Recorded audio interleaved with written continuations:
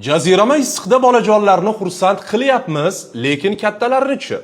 Shu kunlarda yurtimiz bo'ylab anomal issiq hukmronlik qilyapti va Favqulodda vaziyatlar vazirligining viloyatlardagi boshqarmalari tomonidan hududlarda mana shunday go'zal aksiyalar o'tkazilyapti. Bolalarga shodlik ulashilyapti.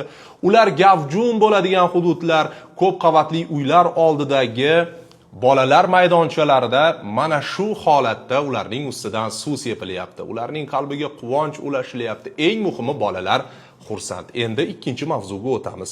Ming afsuski mana shunday kadrlarni ko'rish bilan bir qatorda bugun issiqda ezilib ishlayotgan obodonlashtirish xodimlari va yoki boshqa turli soha vakillariga ham tez ko'zimiz tushib turibdi.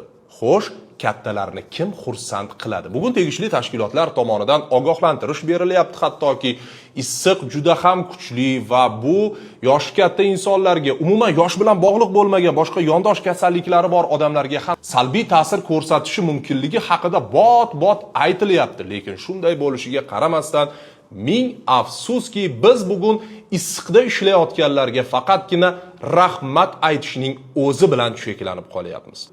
Xo'sh, ishlash tashabbusi chiqayotgan insonlar, siz ham obodonlashtirish xodimlari yoki boshqa turli soha vakillari bilan kunning qizigan paytida yurak yutib, ular bilan birgalikda ishlay olasizmi yoki ishladingizmi? Nega obodonlashtirish xodimlarining kunning eng issiq paytlarida ishlayotgani aks etgan yoki ko'chalarda yurgani aks etgan videolar tarqalyapti-yu, ular bilan birga sizning kezib yurganingiz, yordam berayotganingiz, jonbozlik ko'rsatayotganingiz haqidagi videolar e'lon qilinmayapti. Endi og'riqli savol beraman. Xo'sh, sizning oila a'zolaringiz, ota-onangiz yoki yaqin qarindoshingiz o'z ishi uchun bo'lsa ham kunning issiq vaqtida ko'chaga chiqishyaptimi? Siz ular haqida qayg'uryapsiz, to'g'rimi? Lekin mana bu insonlar haqida kim qayg'uradi?